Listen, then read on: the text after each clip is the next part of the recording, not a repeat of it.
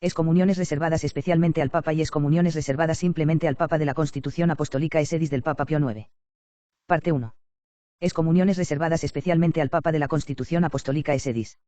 Son un total de 12 y se les impone a las siguientes personas.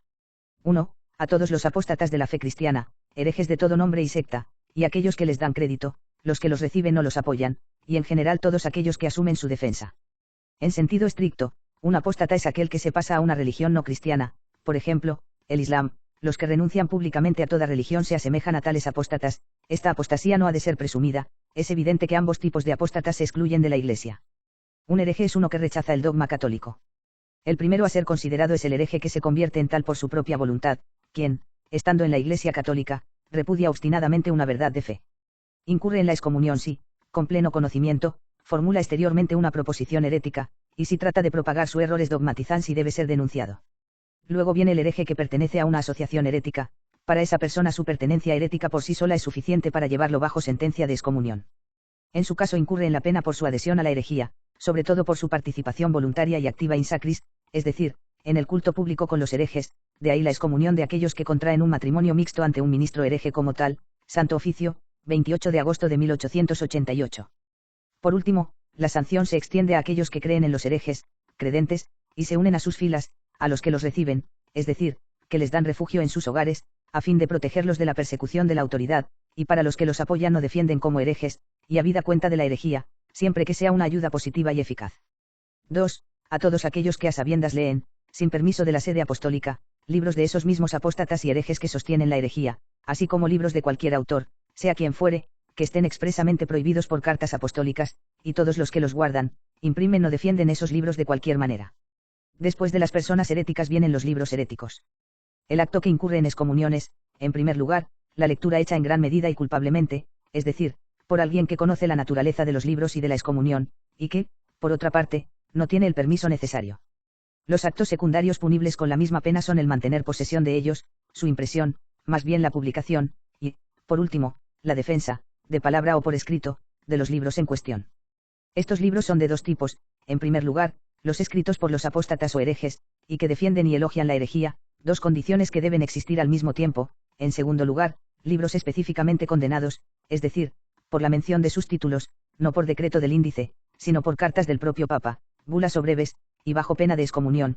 Para una lista de estos libros vea Hilgars, Der Index der Verboten en Bucher, Friburgo, 1904, p. 96, y Die Bucherverbote. Impapsbriefen, Friburgo, 1907. 3. A los cismáticos y a los que obstinadamente eluden no se retiran de la autoridad del romano pontífice reinante.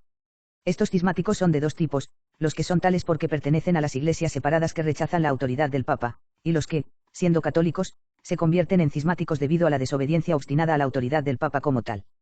4. A todos los que, sin importar qué estado, rango o condición, a partir de las ordenanzas o mandatos del Papa reinante apelan a un concilio ecuménico futuro, y todos los que ayudan, aconsejan o apoyan la apelación.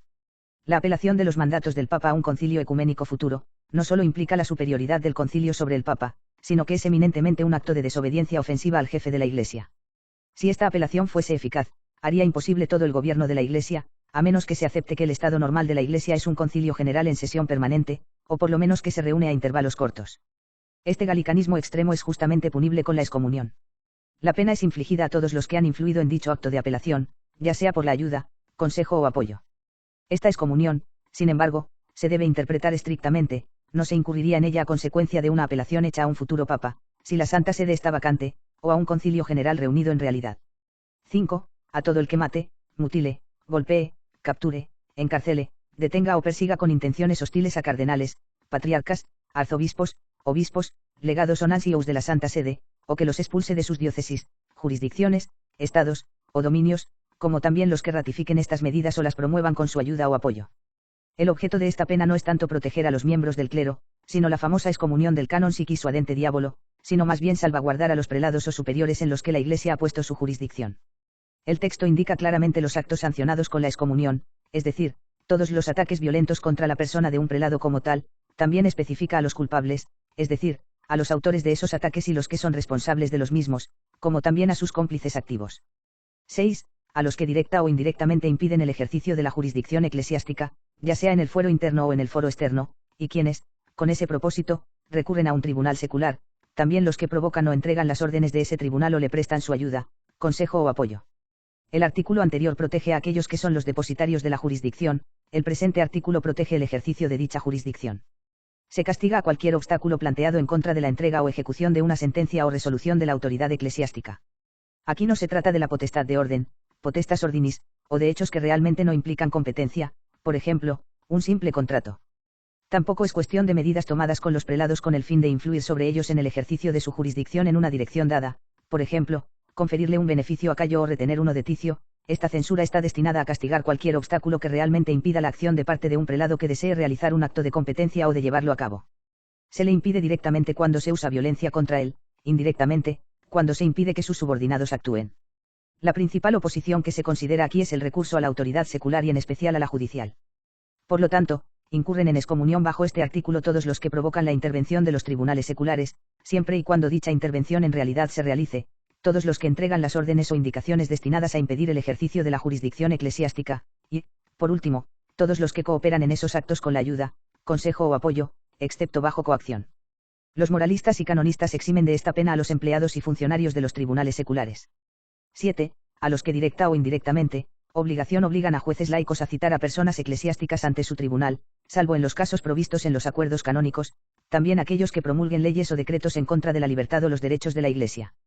La primera parte de este artículo tiene por objeto la protección de los privilegios del foro eclesiástico, es decir, de aquellos eclesiásticos cuyo derecho ha de ser juzgado por los tribunales eclesiásticos. En consecuencia, incurren en la excomunión los que obligan a los jueces laicos a convocar a los clérigos ante sus tribunales en casos en que este privilegio eclesiástico, privilegium fori, deba ser respetado.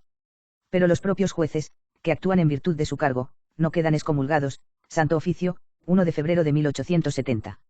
Los que fuerzan así a los jueces laicos a violar el privilegium fori son de dos tipos, a saber, aquellos que realmente citan a eclesiásticos ante los jueces seculares, y los legisladores o los responsables de las leyes que van en detrimento de los derechos de la Iglesia. Los primeros no quedan excomulgados siempre que no tengan otro medio de obtener justicia, es decir, cuando las leyes del país en cuestión no reconocen el antedicho privilegium fori eclesiástico fori. Santo Oficio, 23 de enero de 1886.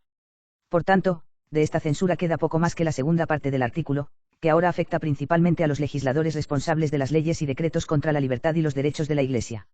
Las regulaciones que rigen las excomuniones han sido renovadas y un poco extendidas en el motu proprio Quantabis Diligentia del 9 de octubre de 1911. 8. A los que recurren al poder secular para prevenir las actas o cartas apostólicas de cualquier clase que emanan de la sede apostólica o de sus legados o delegados, a aquellos que directa o indirectamente prohíben la promulgación de esas actas o cartas, o quien, con ocasión de tal promulgación, golpea o aterroriza a las partes interesadas o a terceras partes.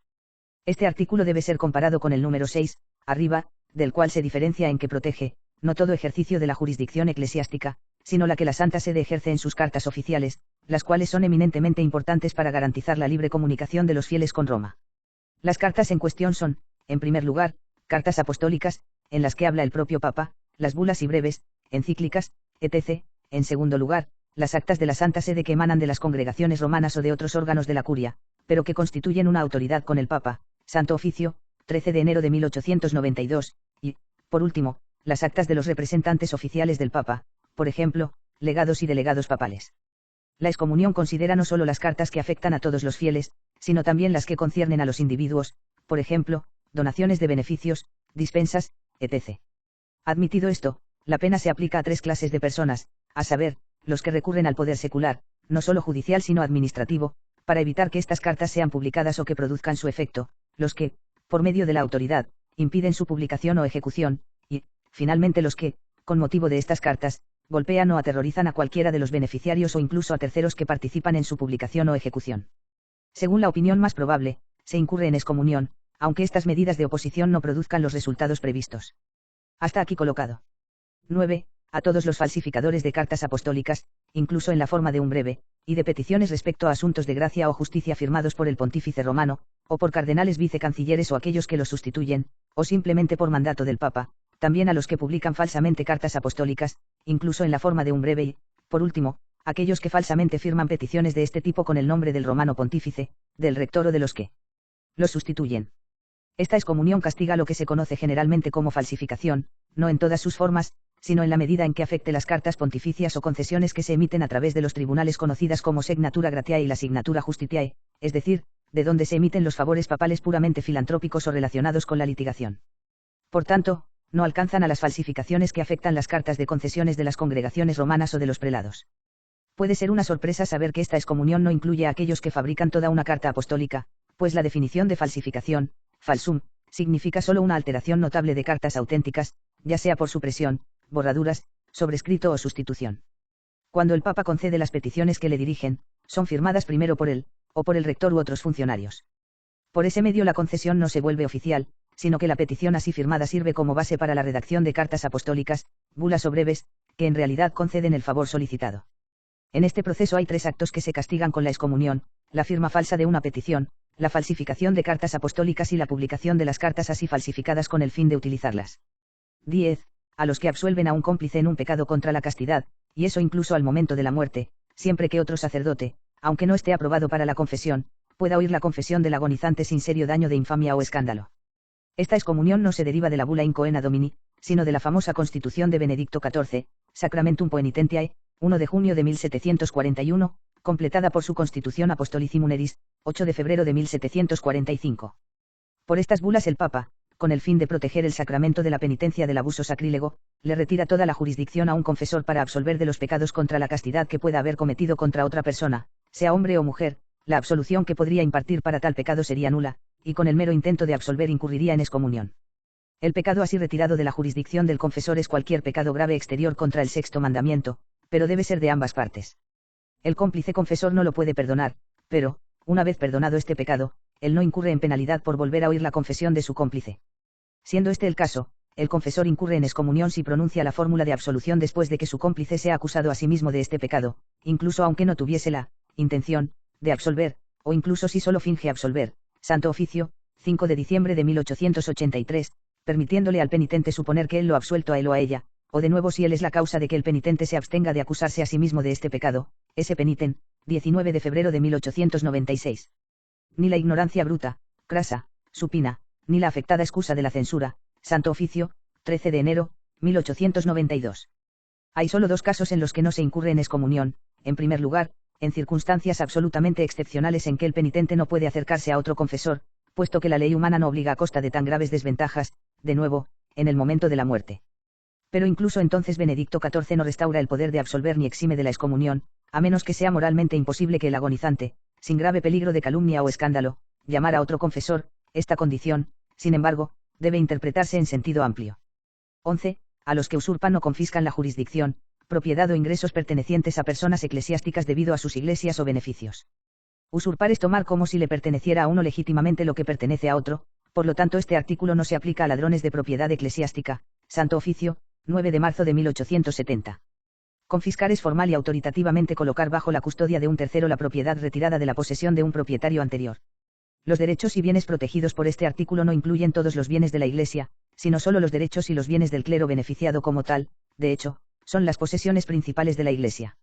Otros bienes, por ejemplo, los que le pertenecen a los establecimientos piadosos, opera pía, o cofradías y los destinados al mantenimiento o reparación de las iglesias, están protegidos, de hecho, por distintas censuras, pero su usurpación o confiscación no incurre en la excomunión contemplada en este artículo, el cual se declaró aplicable a los párrocos intrusos en Suiza. Pío IX, encíclica del 21 de noviembre de 1873. S. Com. Del Concilio, 23 de mayo de 1874, y en Prusia, 25 de febrero de 1875. Se aplica con toda seguridad a los gobiernos que despojan a la Iglesia de sus bienes. 12. A los que ellos mismos o a través de otros invaden, destruyen o retienen las ciudades, tierras, lugares o derechos de la Iglesia romana, a los que toman posesión de, estorban o detienen su jurisdicción soberana, y todos los que dan ayudan, aconsejan o apoyan estas ofensas. Esta pena aplica a los autores y cómplices de la invasión y detención de los dominios temporales de la Santa Sede. Parte 2. Excomuniones reservadas simplemente al Papa de la Constitución Apostólica Sedis. Antes de enumerar las que pretende retener, la Constitución Apostólica Sedis pronuncia una primera excomunión de este tipo contra aquellos que presumen de absolver, sin las facultades necesarias y bajo cualquier pretexto, de excomuniones que están especialmente reservadas. Este artículo está dirigido contra aquellos que se atreven a absolver de mala fe o con ligereza, una duda bien fundada, sin embargo, y aún la ignorancia bruta puede ser invocada como excusa. A continuación siguen 17 excomuniones simplemente reservadas, declaradas contra las siguientes personas. 1. los que ya sea pública o privadamente enseñan o defienden proposiciones condenadas por la Santa Sede bajo pena de excomunión latae sententiae, asimismo los que enseñan o afirman la legalidad de la práctica de pedirle al penitente el nombre de su cómplice, una práctica condenada por el Papa Benedicto XIV en sus Constituciones, Suprema, 7 de julio de 1745, Ubi Primum, 2 de julio de 1746, y Ad Eradicandam, 28 de septiembre de 1746, punto. Este artículo contiene dos partes bien distintas. En la primera no es cuestión de todas las proposiciones condenadas por los papas o concilios en términos menos condenatorios, por ejemplo, imprudentes, ofensivas, etc., que el estigma herético específico, defender proposiciones heréticas que son herejías en sí mismas y ya declaradas principal causa de excomunión, ve arriba, sino únicamente las que los papas tienen expresamente prohibido mantener bajo pena de excomunión latae sententiae. Estas proposiciones son: a. Los 41 errores de Lutero condenados por León X, 16 de mayo de 1520.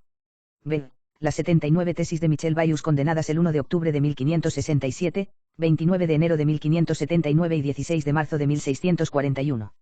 c. La tesis sobre la confesión y absolución por carta o mensajero, condenada por Clemente VIII, 20 de junio de 1602. d. Las 28 proposiciones condenadas por Alejandro VII el 24 de septiembre de 1665. e. Las 17 proposiciones condenadas por ese mismo Papa el 18 de marzo de 1666. f. Las 65 proposiciones condenadas por Inocencio XI, 4 de marzo de 1679. g. Las 68 proposiciones de Miguel de Molinos condenadas por ese mismo Papa el 20 de noviembre de 1687. h. La segunda de dos proposiciones condenada por Alejandro VIII, el 24 de agosto de 1690. y las 31 proposiciones condenadas por ese mismo Papa el 7 de diciembre de 1690. j. Las 5 proposiciones sobre el duelo condenadas por Benedicto XIV el 10 de noviembre de 1752. K. Y finalmente las 65 proposiciones modernistas condenadas por decreto del Santo Oficio el 3 de julio de 1907, según el motu propio de Pío X, el 19 de noviembre de 1907. El texto de todas estas proposiciones se puede hallar en el Enchiridion Symbolorum, Definitionum et Declarationum de Densinge, etc. 10 Mail, Friburgo, 1908, también la última serie exceptuada, en Comment. Incanst. Apost. Sedis de Pennacci, y, 168.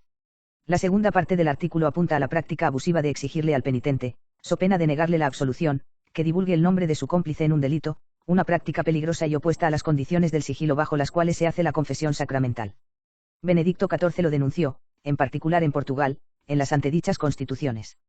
Cabe señalar, sin embargo, que no incurre en esta excomunión el confesor que le pregunta el nombre de su cómplice a un penitente, sino solo aquel que enseña o mantiene que esta práctica está permitida. Por otra parte, la expresión para enseñar o mantener implica más que simplemente afirmar o compartir las opiniones condenadas. 2. Los que, por instigación del diablo, colocan las manos violentamente sobre eclesiásticos o religiosos de ambos sexos, con excepción, en cuanto a reservas, a favor de casos y de personas que la ley o privilegios permiten que el obispo u otros absuelvan. Este es el famoso privilegio o inmunidad del canon, privilegium canonis, llamado así por el canon Siquis, Suadente Diabolo, decreto de Graciano, C17, Q4, Cex 6, aprobado por el Segundo Concilio de Letrán, 1139, con la intención de proteger el honor del clero de la violencia y del daño materiales.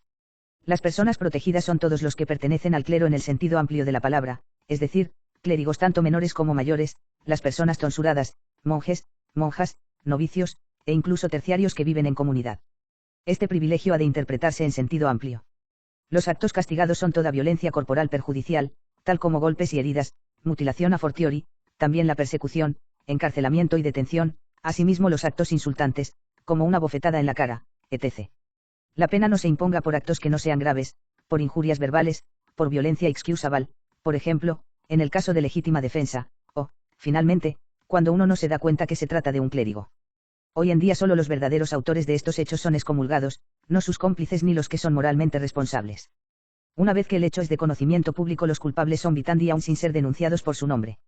La absolución de esta excomunión está reservada regularmente al Papa, pero el texto del artículo afirma las facultades que poseen los obispos y otros, como hemos indicado hasta ahora. 3. Los que se baten en duelos, los que retan o aceptan retos para ello, todos los cómplices, todos los que ayudan o apoyan tales combates, todos los que asisten a propósito a ellos, finalmente todos los que permiten los duelos o no los previenen en la medida en que esté en su poder, sin importar su rango o dignidad, sea real o imperial. Esta severa disciplina contra los duelos data del Concilio de Trento, Ses. XXV, C19, Ref. Sin embargo, aquí solo se considera la controversia en cuestión. Su objetivo es el duelo propiamente dicho, por desafío y en condiciones aceptadas, y no en otros combates o altercados individuales. Esto incluye los duelos universitarios, tan comunes en Alemania, S. Kung del Concilio, 29 de agosto de 1890. La malicia del duelo radica en el hecho de que hace que el derecho dependa del destino de las armas. Esta pena se extiende a todos los que toman parte alguna en estos combates detestables. Incurren en excomunión, primero, los duelistas mismos, no solo cuando realmente pelean, sino tan pronto como han propuesto o aceptado un reto, luego, los testigos o segundos oficiales, también los médicos traídos expresamente a la escena, Santo Oficio, 28 de mayo de 1884, y todos los espectadores no incidentals presentes, asimismo todos los que permiten estos asuntos, cuando tal permiso es necesario, por ejemplo, en el ejército, y por aquellos que, aunque pueden prevenir el duelo, se abstienen de hacerlo. 4. Los que se convierten en miembros de la secta masónica, de los Carbonari, o de alguna otra secta similar que conspira ya sea abierta o secretamente contra la Iglesia o sus legítimas autoridades, todos los que apoyan dichas sectas de cualquier manera, y finalmente, todos los que no informan sobre los jefes o líderes ocultos, es decir, hasta que hayan hecho tales denuncias. Algunas asociaciones están prohibidas debido a su objeto maléfico o peligroso. Este artículo trata solo con aquellas a las que está prohibido pertenecer bajo pena de excomunión latae sententiae. Estas son conocidas por su objetivo, que es conspirar contra las autoridades eclesiásticas o legítimas, obviamente por medios ilícitos o criminales. Esto excluye de inmediato a los grupos puramente políticos. Poco importa si estas sociedades le exigen el secreto a sus miembros, aunque el elemento del secreto constituye una presunción desfavorable. El artículo nombra dos de estas sectas, los francmasones y los carbonarios. A estos hay que añadir los fenianos, Santo Oficio, 12 de enero de 1870. Hay 4 sociedades americanas prohibidas: la Orden Independiente de los Buenos Templarios, Santo Oficio, 9 de agosto de 1893, el Odd Fellows, los Hijos de la Templanza, y los Caballeros de Pythias, Santo Oficio, 20 de junio de 1894, pero no bajo pena de excomunión. En relación a estas sectas de las que trata nuestro artículo, 3 actos distintos incurren en excomunión: inscribirse como miembro de ellas, favorecer positivamente a la secta como tal y el no denunciar a los dirigentes ocultos. No se incurre en la censura en este último acto, si los líderes no se ocultan, o si no se conocen con certeza suficiente. La denuncia, si es imprescindible, debe hacerse dentro de un mes. Una vez que se hace la excomunión ya no es reservada, y uno está en condición de recibir la absolución de cualquier confesor, sin más formalidad. 5. Los que ordenan la violación o ellos mismos violan temerariamente la inmunidad del asilo eclesiástico. La inmunidad, o derecho de santuario, protegía a los delincuentes que se refugiaban cerca del altar o dentro de edificios sagrados. Estaba prohibido quitarlos de esos lugares de refugio por la fuerza pública o privada. Esta inmunidad, aunque anteriormente beneficiosa, ha desaparecido de la vida moderna. La excomunión aquí apenas ha conservado apenas más que el valor de un principio. Cabe señalar que el artículo está redactado con cuidado. Por sus términos solo incurrirían en excomunión los que temerariamente, y sin ser obligados, violasen el derecho de santuario como tal. Santo Oficio, 1 de febrero de 1871, 22 de diciembre de 1880. 6. Las personas de cualquier clase, condición, sexo o edad, que violen la clausura, es decir, el encierro canónico, de monjas al penetrar en sus monasterios, los que los introducen no los admiten, también las monjas que salen de su clausura, excepto en los casos y en la forma prevista por la Constitución de Cori del Papa San Pío V. El lector encontrará más detalles en el artículo claustro. Baste aquí con añadir que el claustro en cuestión es el de la clausura papal, clausura papalis, o el de las religiosas con votos solemnes. La Constitución de Cori, 24 de enero de 1570, limita las razones de la salida debido al fuego, la lepra o una epidemia. Incluso en los dos últimos casos es necesario que tales monjas tengan la autorización escrita del obispo. 7. Las mujeres que violan la clausura de religiosos masculinos y superiores y otras que los admiten. Aquí también es cuestión de religiosas con votos solemnes. Además, no ha parecido necesario proveer para casos excepcionales ni para permiso. 8. Los que son culpables de simonía real, simonia realis, para obtener cualquier beneficio, y sus cómplices. Para este artículo y los dos siguientes vea simonía. 9. Aquellos que son culpables de simonía confidencial, simonia confidentialis, a propósito de cualquier beneficio o cualquier otra dignidad. 10. Aquellos que son culpables de simonía real con el propósito de entrar en una orden religiosa. 11. Aquellos que trafican con indulgencias u otros favores espirituales quedan excomulgados por la Constitución de San Pío V, Quam Plenum, 2 de enero de 1569. Esta Constitución enumera los abusos que el Papa deseaba remediar. Ciertos obispos españoles solían emitir concesiones públicas de indulgencias o varios otros favores espirituales, pero de un modo en el que no estaban autorizados. El abuso consistía principalmente en las condiciones pecuniarias que imponían para obtener estos favores, indulgencias, escoger un confesor para la absolución de casos reservados, misa y entierro en tiempos de interdicto, dispensa de la abstinencia, el derecho a presentar varios padrinos en el bautismo, etc. Para superar estos abusos San Pío V infligió dos tipos de sanciones: se castigó a los obispos prohibiéndoles la entrada a la Iglesia y suspendiéndole los frutos, o ingresos, de sus beneficios. Los culpables de rango inferior fueron excomulgados.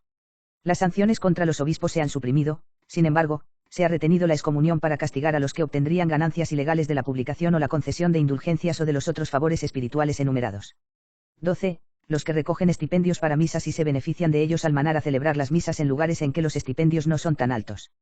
El objeto de la pena es remediar todo tráfico vergonzoso de estipendios de misas. Para incurrir en ellas son necesarias dos cosas: no solo se deben haber cobrado los estipendios para misas, llamados misa emanuales, sino que se debe haber retenido una parte de ellos al entregarlos a los sacerdotes que han de cumplir con la obligación de decir las misas. A pesar de la redacción del artículo, no es necesario que ambas condiciones, la búsqueda de estipendios y la celebración de las misas, ocurran en diferentes lugares. Santo Oficio, 19 de agosto de 1891, ad 4. 13. Todos los excomulgados por las constituciones de San Pío V Admonetnos, 29 de marzo de 1567, Inocencio IX, Guayabea Sede, 4 de noviembre de 1591, Clemente VIII, Ad Romani Pontificis Curam, 26 de junio de 1592, y Alejandro VIII, Inter Caeteras, 24 de octubre de 1660, respecto a la enajenación o vasallaje de las ciudades y lugares pertenecientes a la Santa Iglesia Romana. Este artículo trata sobre los dominios temporales de la Iglesia y no necesita comentario adicional aquí. 14. Religiosos que, sin el permiso del párroco, se aventuren a administrar la extremaunción o la Eucaristía como viático, a eclesiásticos o laicos, excepto en casos de necesidad. La pena afecta a religiosos con votos solemnes y profesados, pero no incurren en ellas si por lo menos asumían que tenían el permiso del párroco, si estaban en la ignorancia, y finalmente si era un caso de necesidad. Aquellos a quienes estos religiosos no deben administrar los sacramentos son los seculares, eclesiásticos o laicos. Sin embargo, ellos pueden administrarlos a personas que vivan en sus conventos.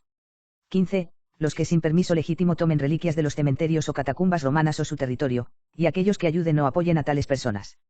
Se debe solicitar el permiso en el vicariato romano, y se incurre en excomunión por llevarse de las catacumbas reliquias genuinas, no otros objetos. Las reliquias son los restos, no de cualquiera que esté enterrado en las catacumbas, sino solo de los mártires o de aquellos considerados como tales debido a las señales del martirio que distinguen sus tumbas, notablemente la redoma de sangre, según la Sagrada Congregación de Ritos, 10 de abril de 1668 y 27 de noviembre de 1863. 16. Los que sostienen comunión en crimen criminal con una persona a la cual el Papa ha excomulgado por nombre, es decir, los que le dan ayuda o apoyo. El crimen criminal, crimen criminosum, es el mismo por el cual el culpable fue excomulgado. El artículo, por supuesto, no contempla la participación en el acto ofensivo mismo, puesto que la excomunión por nombre es necesariamente posterior a tal acto. Se incurre en la excomunión por ayudar o apoyar posteriormente a la persona excomulgada. Esta es una supervivencia, ve arriba el segundo, 5, de las penas incurridas por la interacción con el excomulgado. Se debe notar que esta censura no se impone por relacionarse con todas las personas excomulgadas, sino solo con los vitandi, aquellos a quienes el Papa ha excomulgado por nombre, no los que fueron excomulgados por una congregación romana, Santo Oficio, 16 de junio de 1897, o por el obispo. 17. Clérigos que a sabiendas y voluntariamente sostienen comunión in divinis con personas a las que el Papa ha excomulgado por nombre y los reciben en el servicio divino.